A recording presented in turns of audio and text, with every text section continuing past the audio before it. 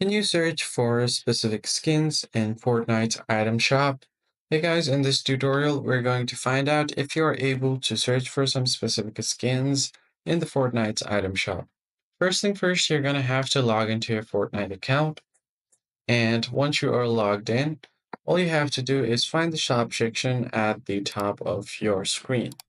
So here, right around here, you have your play, locker, and then the shop. Just go ahead and click on the shop option. Once you get to the shop, you will see the skins that are available on the shop currently.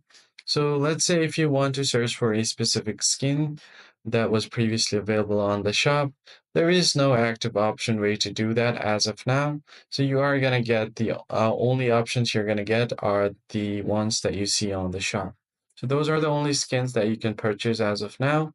But if you want to if you want the shop to change, as you can see here, you'll find a timer down below where the shop will refresh.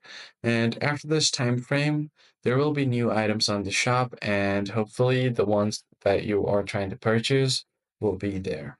That's pretty much it, guys. I hope this tutorial was helpful. I'll catch you guys on the next one.